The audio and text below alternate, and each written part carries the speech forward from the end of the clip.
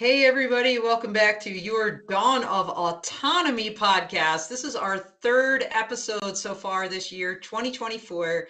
In a month, we've dedicated to this theme of new tech and sponsored by AI Bot.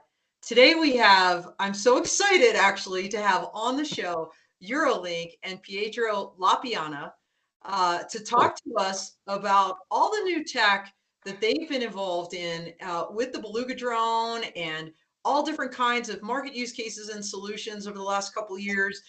So great to have you on the show, Pietro. Okay, thanks a lot, Dawn, and hello to everybody, to all the people attending this challenging and this interesting podcast. We are very proud to be part of this, let's say, go-to technology, let's call it this way.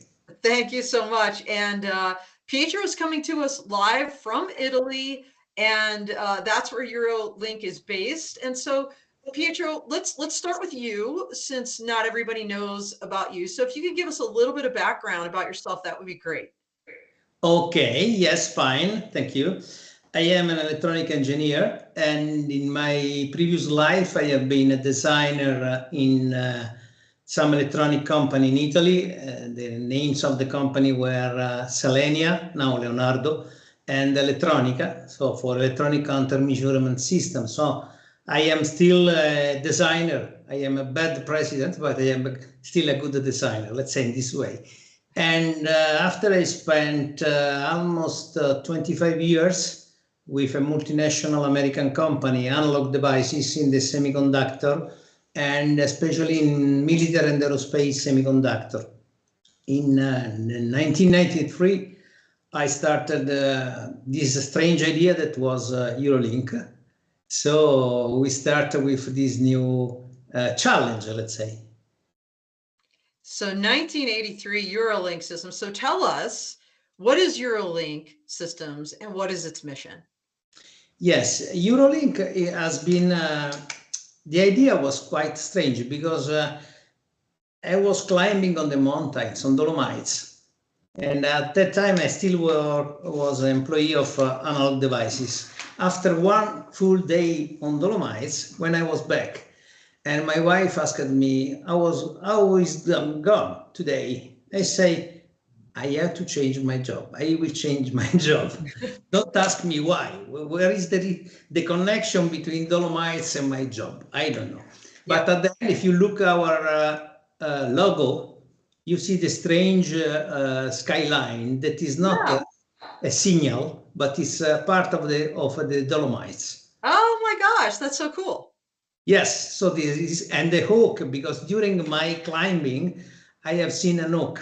So I mixed the two concepts together. So you see that Mother Nature was helping me since the beginning. And this is regarding the history of foundation. The name Eurolink, the mission was really to be a connection, a link between US and Europe on new technology. Technology at the time and today too, it's more important when you speak about systems, because we are no longer speaking about just a component. You know my previous job, Analog Devices, was designing components. In my opinion, we have to move in a higher level of abstraction. So Eurolink, the name was to be a link between Europe and US.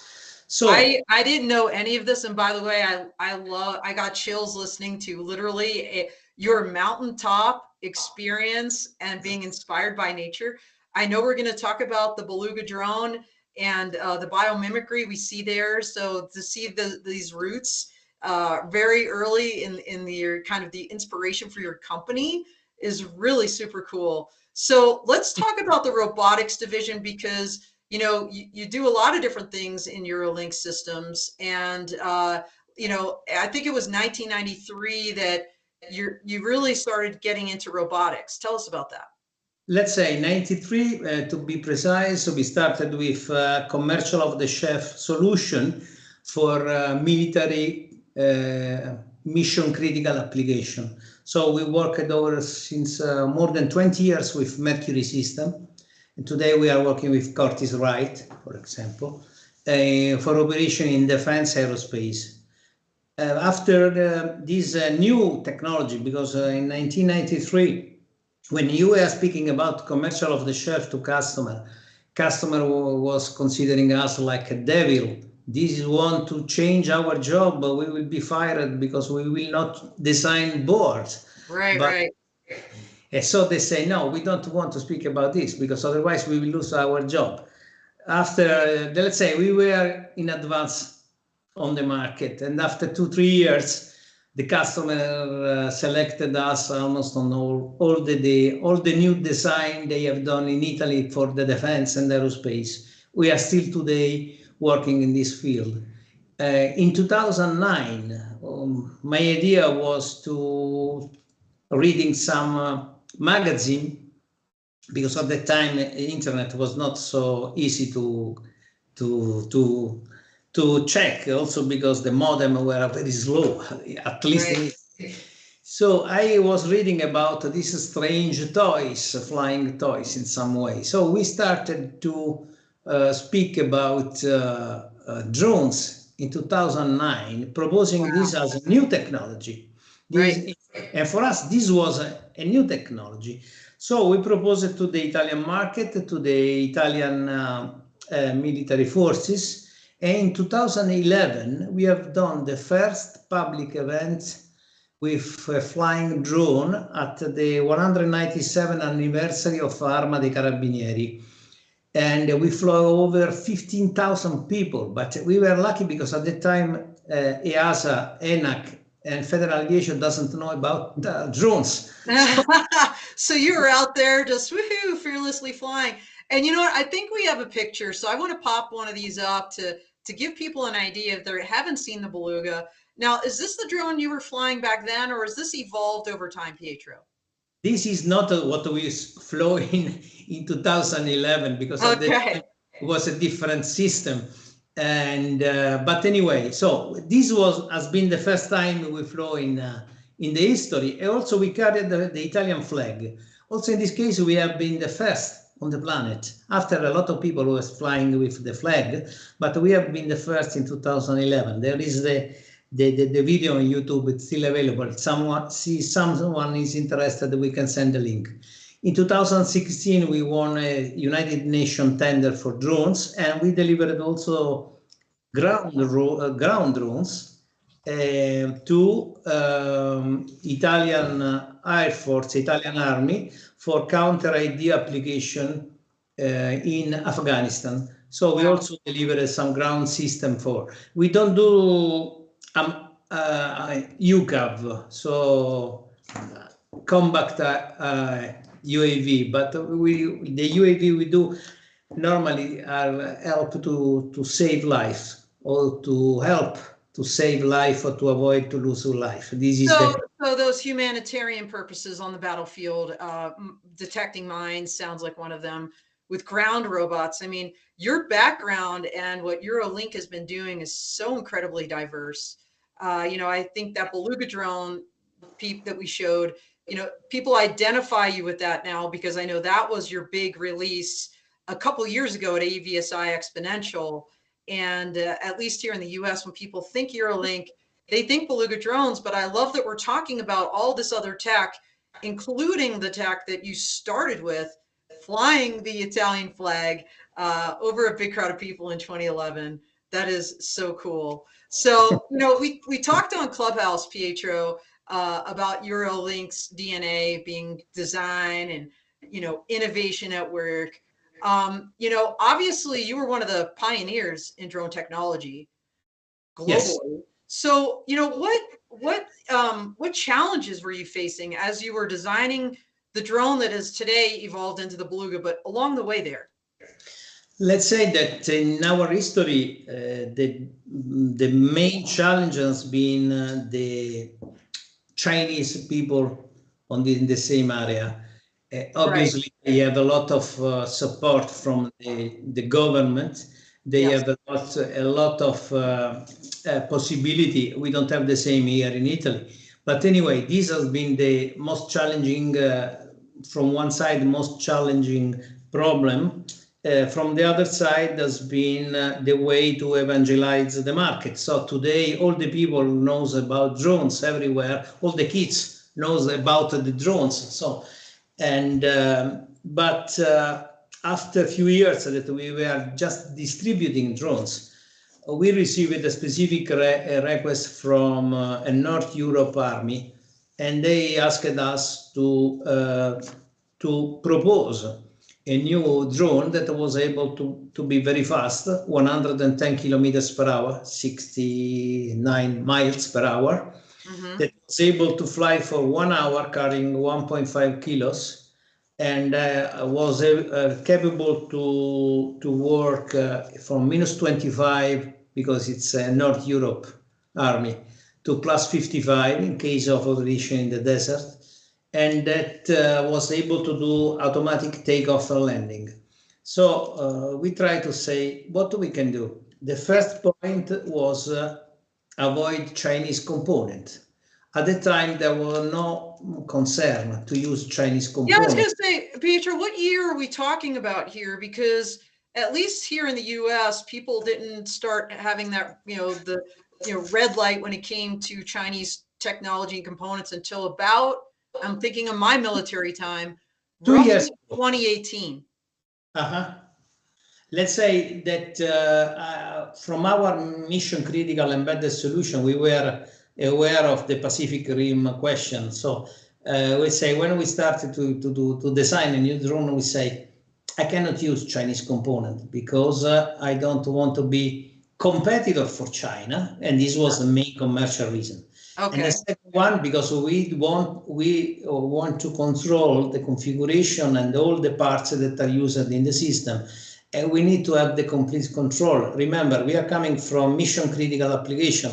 If you are supporting avionic systems, you need to control every single piece of your system, and you have to maintain the life of each single pieces of your system.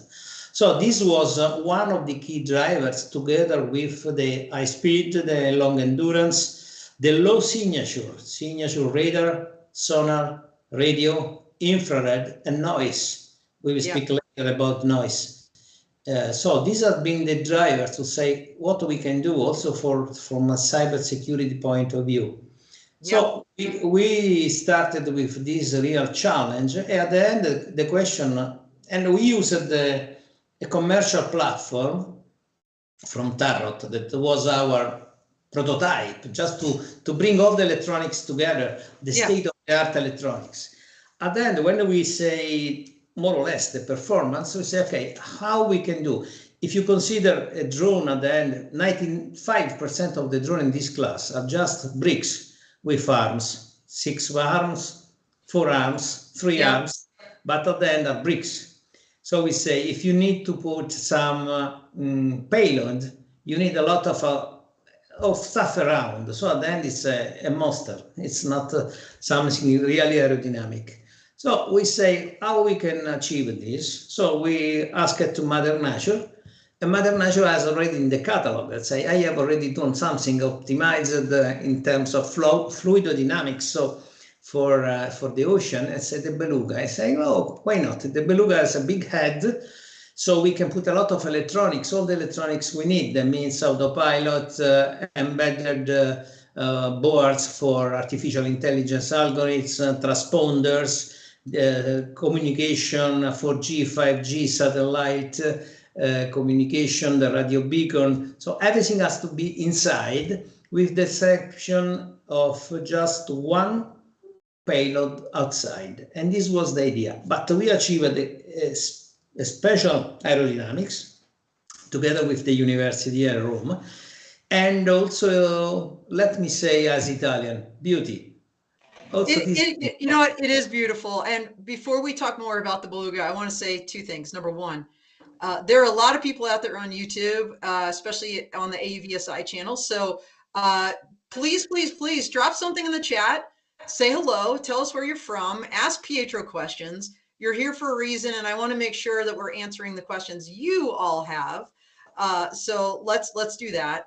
And the second thing I want to say, Pietro, is, your story and the evolution of the Beluga drone is very similar to, you know, a lot of different technologies that really start kind of in that military sector, where the military comes to the commercial sector and says, hey, these are our needs. You know, they support, they provide funding that allows you to partner with people like, you know, organizations like, as you said, the University of Rome, and to create this beautiful design. By the way, everybody, I have to tell you, I met Pietro 2 years ago at Exponential, and I saw that Beluga drone, and I knew the very first time I saw this, number one, it was so unique. Number two, I'm like, there is something special about this.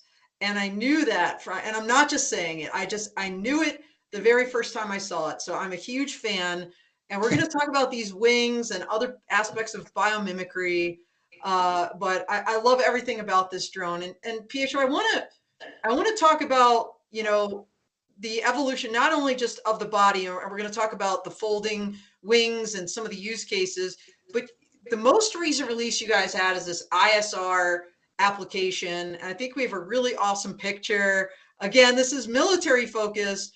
I love that you put the camouflage. Again, biomimicry. This is coming from nature. We don't see any Beluga drones looking like this, but or whales looking like this, but we see the Beluga drone looking like this. Tell us about some insights and trends in ISR and you know, how the Beluga has evolved to succeed in these missions. Yes, let's say that again, the key driver designer of the Beluga has been the low signature. That means radar, radio, infrared, and acoustic. So based on these points, the system is ideal to use in ISR. ISR application for military application, but also for law enforcement, especially together with the low noise characteristic. So at the end you say a drone is just a flying carrier. So the real point is which kind of sensors you can bring. And in this case, we can also fly with gimbal that are 1 kilo, 1.5 kilos. So it's a really very accurate gimbals that could detect a human at 10 kilometers. So at the end of the game, the capacity of payload is important. In this case, we have all the possibility to customize also the payload. In the S.R.L application, the daylight infrared target designator eventually is part of the game. And you see in this case, we have just one sensor outside the system. All the other electronics is in the system.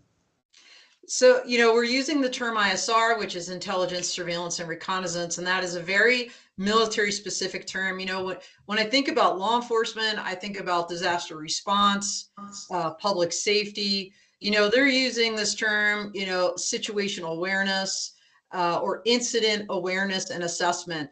And, you know, that sensor and the way this drone is configured is also perfect for that. I want to dive deeper, Pietro, before we get into your new hydrogen tethered solution. Everybody hold on for that. I want to talk about the Beluga more, and I want to kind of skip down to the actual platform. And I think we have a really cool picture of that as well. I know this has been the product of your 3 decades of experience and state-of-the-art multi-mission, multi-domain thinking, design thinking. Tell us about this, and I love how this is folding up.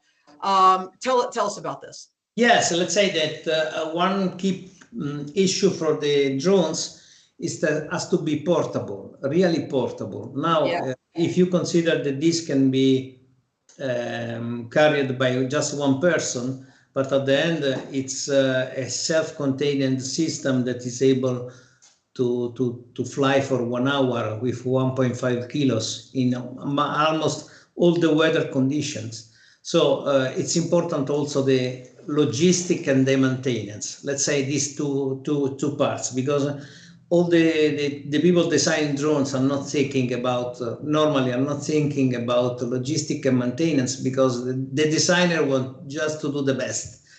But when you have the system on the road, someone has to use the screwdriver to do something. At that point, they will be crazy. This happens also in the automotive industry. Before you told about the military market that is the driver. Yes, military market is the driver of the technology in the same way that Formula One is the driver for the automotive. Is almost the same, let's say, relation.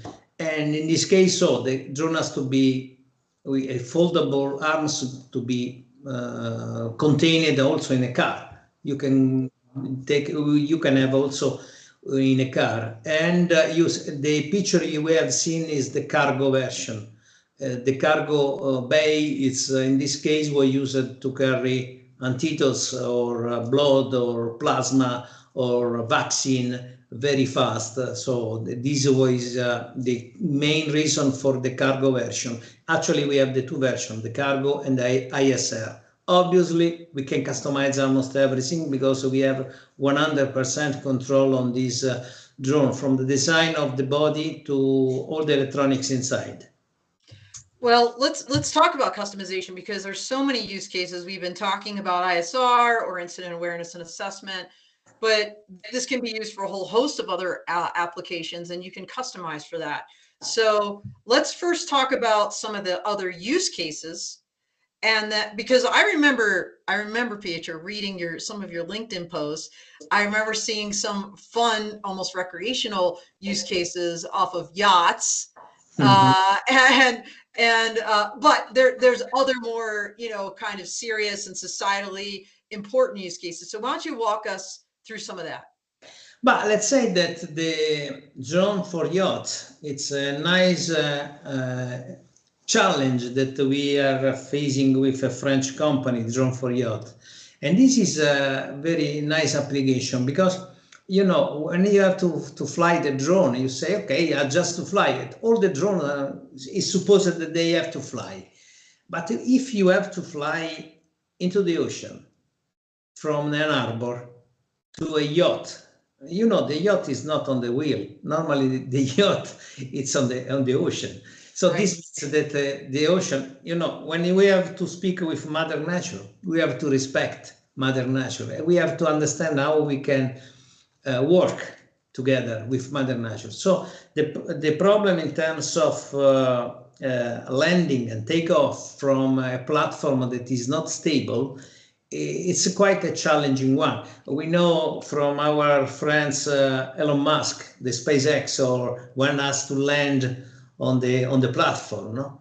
And this because it's not landing on a stable platform. In one case in both cases they have to land on the ocean that is moving. So these are given us some challenge for this, but also other challenge in terms of temperature, humidity, the salt. So salt has been solved giving to IP67 to the capability to the drone. So the drone is completely, let's say, sealed from water without problem. So we can fly with rain, with snow, with wind. We have tested the system with 50 kilometers per hour lateral wing. We tested the system from -25 to +55. So in the real world, because otherwise, when you design a system in the lab, all the system on the paper can work. And you actually added some kind of a hydroplane type platform for it to land on water? But yes, I'll explain why. The drone itself is IP67.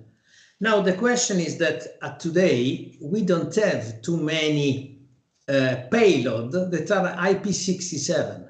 So if you spend 20K, 40K or 60K for a specific payload, that could be a radio frequency catcher, for example, or a specific high precision gimbal for IR or daylight, you can have a real problem if this payload will go into the water.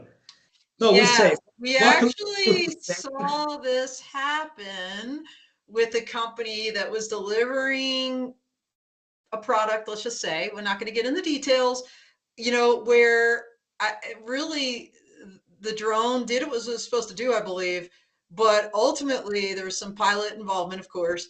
This thing took a dive. Yeah, and as you said, these systems are expensive. So how does this work? Do these just pop out, or how? This is this is just an option. You can plug in the system in a couple of minutes, and it's still in carbon fiber. It's still aerodynamic because we want to keep alive the top speed of the system. And at the end, the weight of this, the flats, is in the range of 500 grams. So it's really light, let's say. And this is important anyway, because you can save with this simple option a payload that is very expensive. Yeah, that is amazing. I want to talk about, you mentioned noise, the noise profile. Yeah. I want to talk about that and get back to some of this biomimicry, because I think it was at AVSI Exponential, you gave a lecture or presentation on this design. And you were talking about the rotors and inspiration from an owl. Yeah. Tell us about this. Yes, with pleasure. Let's say, starting from the point that the drone is doing a lot of noise, and especially in the urban air mobility field, you will have a lot of drones flying one day. And there is a question that the perception of the noise is different. I explain you. Normally noise is characterized by level, so the amplitude of the noise, from the spectrum of the noise, so the composition of the noise.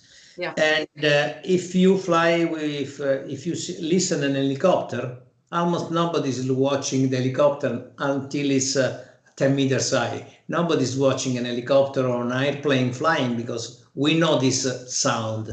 Right. If there is a noise from a drone, all the people is watching because it's a different noise. So the perception of the noise, it's important. So we say, what can we do for optimizing or starting to reduce the noise? So again, we spoken with the university, and we asked to Mother Nature. And Mother Nature, again, in his catalog has already solution. So the solution was the owl. If you consider the owl is able to catch the prey during the night, during the night you have silence, so low noise. How this is possible? It's possible because the wing profile of the owl are not like the other, like the eagle or the hawk or other similar, let's say, birds. Birds of prey. So the idea was to do a digital twin. It's something that is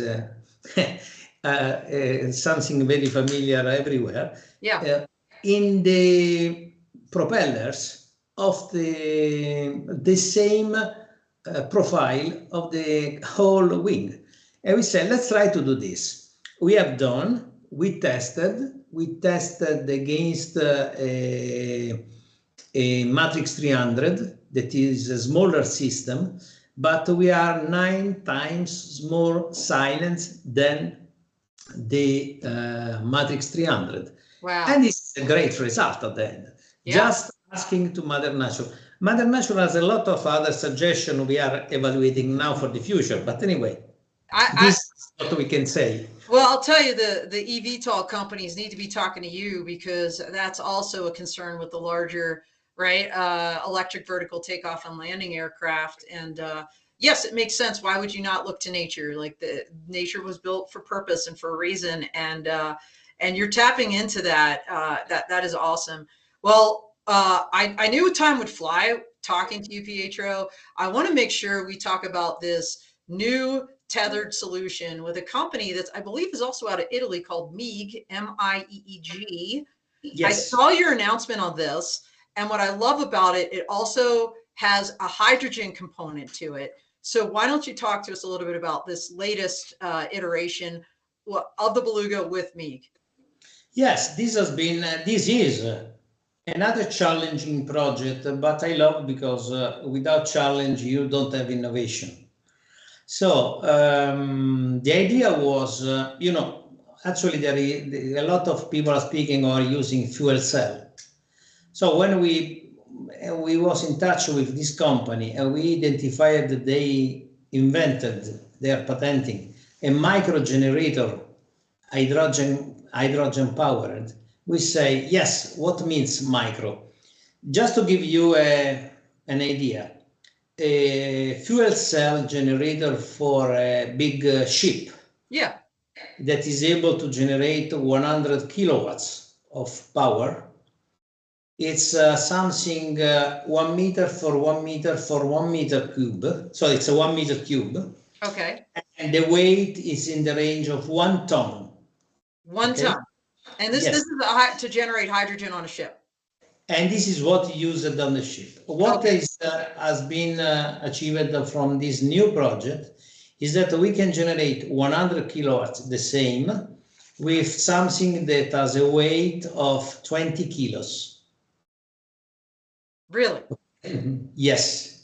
So when we heard about this, I was saying, okay, this is great to as a range extender for almost every electric system. So we cannot have on board because we cannot carry 20 kilos, even if a bigger drones could. Right. But we can try to use for a tethered beluga. Tethered beluga was already in our roadmap, is something that we have to realize. We were in connection with Alistair to have a tethered beluga. Yes, But yes. so this was just the right compendium, the right complement to propose an innovative project to Lazio region, to the local government region. And our project has been approved as a new, challenging, and innovative. And for example, I can give you a real application on this, because tethered has to be used for where is required a prolonged aerial monitoring. So this means critical area surveillance, if you have to do surveillance in parks, if you have to do traffic control, fire protection. In case of disaster recovery, you can set up a quick repeater, GSM repeater, to cover the area, for example. The question is that until today, you have to use a truck, you have to use general combustion engine, you have to carry with you a lot of gasoline or gas anyway, and all this is not so sustainable. Right. In our case, we say, imagine to use this hydrogen micro generator on a, for example, on a Tesla Cybertruck, that is an electric vehicle, an electric truck with the beluga. So you will have a 100% sustainable, a completely self-supported and maintained system that can work almost everywhere in the planet without requirements. Yes. So you're blowing my mind, because you are just living out this idea of multimodal, right, solutions, this idea of collaboration with other companies. So, I mean, you're saying Tesla, but I also heard you say, so Alistair is the tether solution that attaches a drone. And by the way, Troy Hiddle from Alistair was on our legacy podcast, Dawn of Autonomy, about, I think it was November of 2021, talking about their tethered solution, which is super cool. And now with this micro hydrogen processor from Meeg, wow. The applications in my mind are endless. That's unbelievable. So there's an area in Italy that has kind of signed up to work with you on testing out, proving out these concepts. Yes, so we will test. We will do the integration here in Rome. We will test here in Rome. The smart, let's say, another smart feature of this micro generator is also you can power this, or you can use to integrate with photovoltaic or with the system to self-producing hydrogen from wastewater. So then you have an hybrid, more than hybrid. It's a multi, let's say, source potentially that will give you a complete autonomy in a sustainable way. So I think that this is almost quite interesting. Yeah, but this is exactly why it's perfect for you to be on our new show, The Dawn of Autonomy, because you are all about it. So very, very cool. So, and by the way, hydrogen is one of those things that when you're talking about longevity and you know, keeping things up in the air for long periods of time, sustainability, perfect solution. You mentioned a roadmap. And I'd be remiss not to ask you, since we're talking about new tech, Pietro. So what else is out there? I mean, golly gee, we had you know, the evolution of the Beluga drone from your very start of your company to now. Some of the, you know, the military applications, the different commercial use cases, the what do you call them? Not the pontoon, the landing on water. What is that called? Drone to yacht. Yeah, the drones for yachts, but the flats. The water skis that that you put on there, tethered solution. The floating, the flats. Yes. The flot. Okay, the flots. All right, that's the technical. I call it floating skis, but you know, it's all the same. It's all really cool. So much going on with Eurolink. What is next?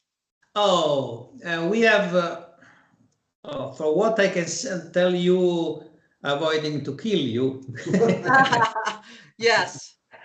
Okay, let's say that currently there are several paths. One path is on the system. I mean, the system as planned now will have the tethered version. To follow, we will have the nesting station for the Beluga. And we have also spoken in the past with some American companies for this. And the next products will be the tilt rotor. So the Beluga will have the wings. And this will allow to have the same type or bigger capacity in terms of payloads with longer endurance and with higher speed. And so we'll open another, let's say, possibility to use the same approach. And the last one will be better. And the Beluga will go back to the ocean. So the last one will be the Beluga submarine. So now it's a P67. We cannot allow the water or rain to go inside. The submarine version will be required to control the water in and out. So these are quite some challenges, but the most important on this area is to have a complete ecosystem. That means that we have also UGV, I told you. We have the dog robot and the ground robot. So the idea is to have an ecosystem that can be controlled by the same ground control station. With one ground control station, you can control almost all the platforms. That means also for the people. Remember my focus on maintenance and logistics. You will have the same, at least 90% of the parts will be the same in terms of electronics, in terms of what you need in the drones, in the ecosystem. You will manage with the same platform. So if you will train people as pilots, the same people trained can use different platforms without changing. Today, for each platform, you have a different way to pilot, and this is good. So we say the ecosystem has to be the winning area. So if you need a VTOL, you can use the VTOL. If you need a Dogger bow, you can use the Dogger bow, but you don't need to have other people trained on different stuff. The same people can be trained on all over the platform. So these are the in terms of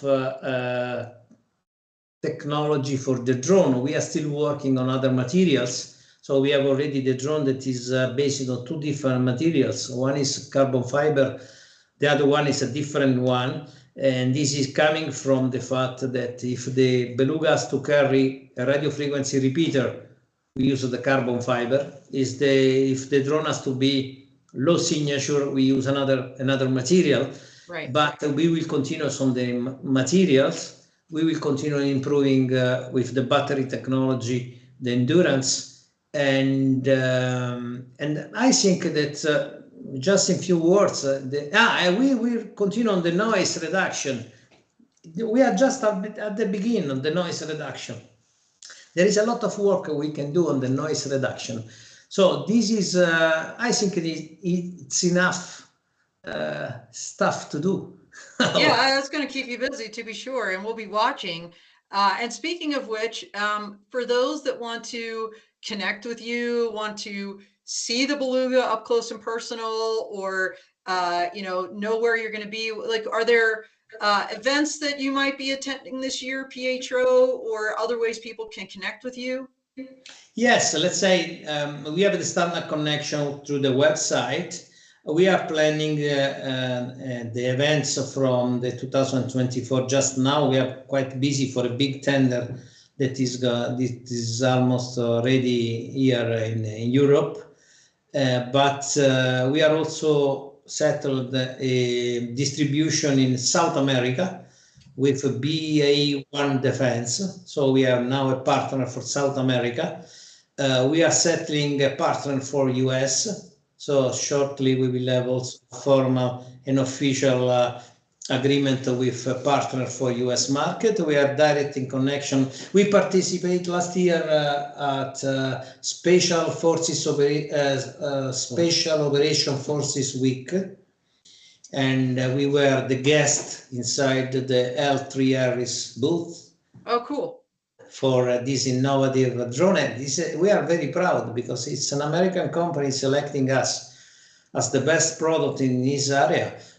They are smart. They are not just friends. So at the end, they're doing a lot. I saw L3 at the National Business Aviation Association's Aviation Conference and Expo. They had a booth there, and they gave me a little, what do you call that? Oh gosh, my brain isn't working. Thing you stick in your computer to download files. USB. They gave me a little eVTOL USB. It was so cute. And they actually had a demonstrator, a simulator for piloting an eVTOL aircraft for training purposes. So I know they're deeply in this space. The fact that you're sounds like developing something with rotors, could be a stepping stone, something bigger. I'm really excited to see what comes of this, and so hopefully we'll run into each other on some show floor at some time this year. But in the meantime, we put up your website. Are there other ways people can connect with you? I have to bring you another t-shirt with Beluga. Yes. And oh, by the way, it's so funny. I was just at CES, Consumer Electronics Show, and went to a thought leadership dinner for advanced air mobility. And we were just talking, about drones, the drone delivery case, and, some communities not accepting noise is a big issue. But, one thing I said was, why do all the drones have to look so scary, like a spider, but you know what? Yours doesn't. Yours, as you said, it is beautiful. And to see something like that in the sky doesn't it's the original one is white, and I know it comes in other colors. I'm looking forward to seeing the pink one someday. Go Barbie. And he's laughing, but I'm just telling you, people would buy it. Just saying. So much going on. Great ways to connect with you, Pietro. Any final comments as we end today's show? Oh, let's say that we thanks all the colleagues. I thanks all the colleagues that are bringing to reality a dream, let's say. And I thanks people like you, like Ed, that are supporting us in this challenging phase of our, let's say, of our evolution. And obviously all the customers that are starting to trust in us as a company, in us as a product. There is another area of this, the company that is involved in smart solution for mobility. And this also, in this case, we are innovators. Now we will have some exhibition dedicated to our new platform, business to business for e-mobility. But we don't speak about this because we are more in the robotics. So let's say we are open to cooperation. We are open to expand our market and our solution.